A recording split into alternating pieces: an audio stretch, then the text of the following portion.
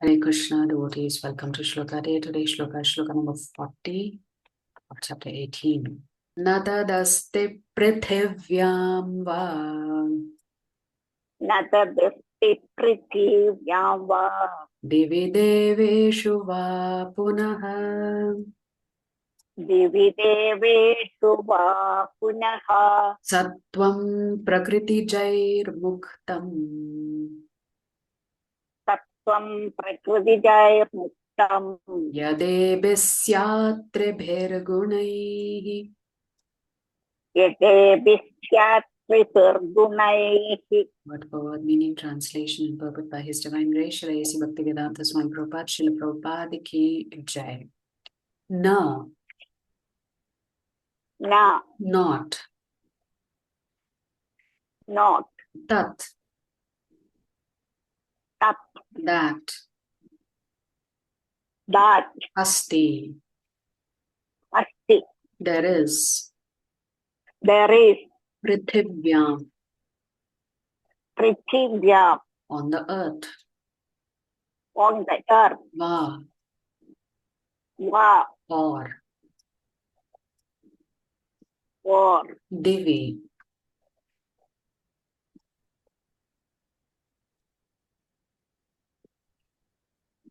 Mataji, I cannot hear you, divi, oh, my goodness, maybe no problem. 1 minute, Mataji.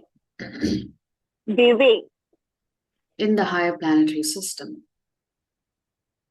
in the higher planetary system. deveshu, Deveshu, amongst the demigods, amongst the demigods.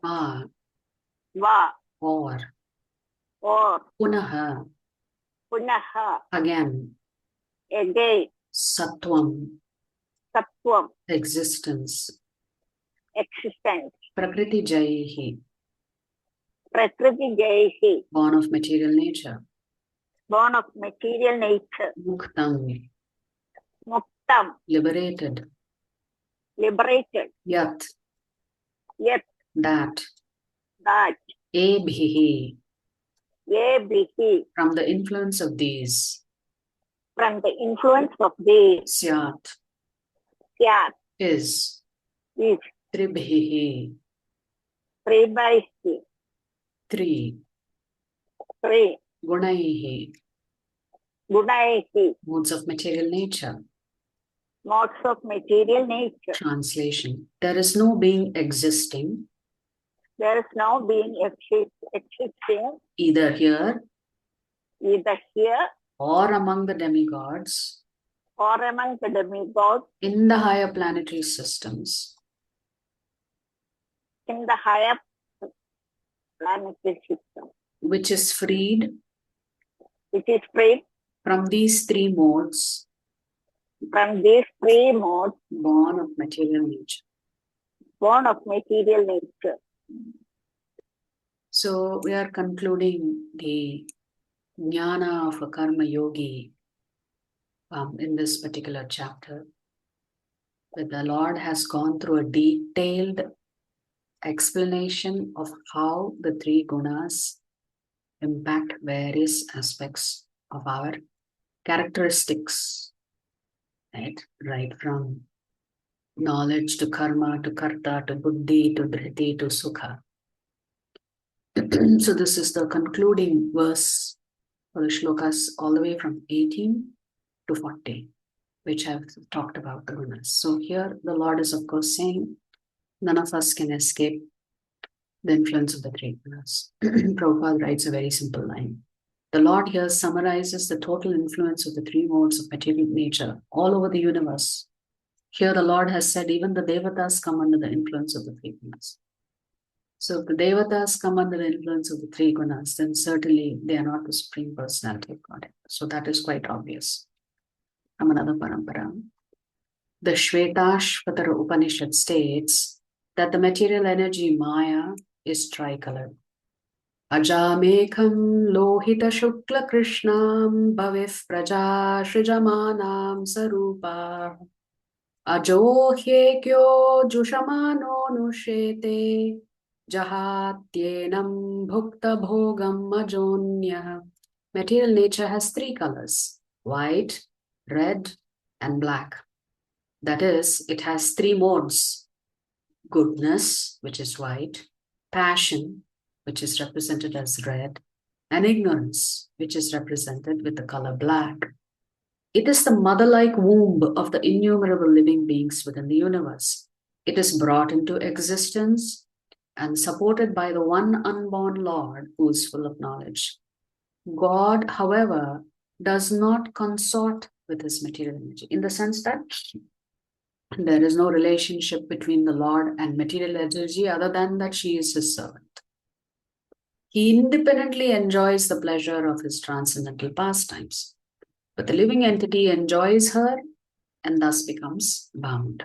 So when we think we can enjoy Prakriti or material nature, that's when we become trapped.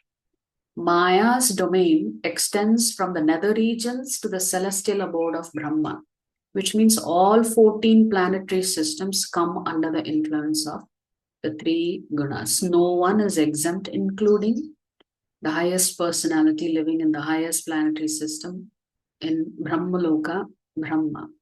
Since the three modes of nature, sattva, rajas, and tamas, are inherent attributes of Maya, they exist in all the material abodes of existence. Hence, all living beings in these abodes, be they humans or the celestial gods, are under the sway of these three modes. The difference is only in the relative proportions of the three gunas. The residents of the nether regions have a predominance of tamas. Nether regions means the lower planetary systems. The residents of the Earth planet have a predominance of rajas. That is why we are always running around, trying to keep ourselves busy, doing some work, chasing something. And the residents of the celestial abodes have a predominance of sattva. Now, using these three variables, Sri Krishna explains why human beings possess differing natures. So the next section will be the Varnashrama section. Here the analysis of the modes ends, and from here onwards, Krishna starts talking about how one rises from Karma Yoga, through Varnashram, through Jnana Yoga, and ultimately to Bhakti Yoga. So the trajectory of that yoga ladder is what Krishna is summarizing in the 18th chapter. So what is the connection between this and previous sections? This is Chaitanya Charan Prabhu's commentary. This chapter started with Arjuna's question, which is effectively same as in the beginning of Bhagavad Gita. Is action better or is renunciation better? Here he is reframing it as, can you explain to me what is Tyaga and what is Sannyasa? That is the starting question in the first shloka. And Krishna's answer is, rather than renouncing work, one should work, but with the spirit of renunciation. Work with detachment. And how work with detachment will keep one free from bondage is what Krishna is going to conclude with. To describe this concept, two subsequent sections came up. From shloka 1 to 12, after Arjuna's question, Krishna talks about how Karma Yoga is recommended. Then the Jnana of the Karma Yogi is talked about, where 5 factors of actions were described. Then after describing that, various components of action, Jnana, Karma, Karta, Buddhi, Dhriti, is discussed. Then Shukha, the objective of action, is discussed. So after discussing this, how the Karma Yogi with the introspective attitude within can stay free from bondage is described. Now, how this is integrated into social structure of Varnashram, and how through the social structure of Varnashram, people become elevated, that will be discussed in the next section. So that means how through the social systems of Varnashram, one can elevate themselves to Sattva Gun, and then finally to the Shuddha Sattva state. So what is this three modes for us? Do we use it to critique ourselves or do we use it to analyze ourselves? For making sense of the world, the Bhagavad Gita offers an analytical framework centered on the concept of the three modes of material nature. The modes are subtle forces that shape the interaction between matter and consciousness. Under the modes' influence, different people perceive, think, and act in different ways. When we start practicing Bhakti Yoga diligently, we rise to goodness and give up gross sensual indulgences. Our capacity to live somewhat purely may make us judgmental towards others, especially those living in the lower modes. Interestingly, this happens to almost everyone who begins to practice Krishna consciousness and are relatively new to Krishna consciousness. Suddenly they feel like they have discovered something so valuable and they start thinking others are quite foolish because they are not chanting the holy names of the Lord. They are lower. So this is a neophyte devotee who also begins to think of other human beings as being quite dense or ignorant, for they are not practicing Krishna consciousness. We may label them as foolish, sinful, degraded. When people sense our condescending attitude, they become alienated, not just from us, but also from Krishna. By alienating them thus, we thwart Krishna's benevolent purpose of helping them rise. So as devotees, we have to be very careful. Compassion means we know that at some point or the other, perhaps that Jivatma will also become Krishna consciousness. They may not be ready just yet. We can try, but we should not force. Moreover, our condescending attitude stems from ignorance, from our ignoring the reality that we too are under the mode's influence, even if at a different level. The Gita in the 40th Sloka reminds us that all living beings are under the modes. A PhD student may feel that the kindergarten level exam is ridiculously easy. How can anyone be so dumb as to not get that? But that exam is as difficult for a kindergarten student as is the PhD level exam for the PhD student. Similarly, thinking and living in goodness may seem like obvious common sense for us. But for those in the lower modes, rising to goodness is difficult.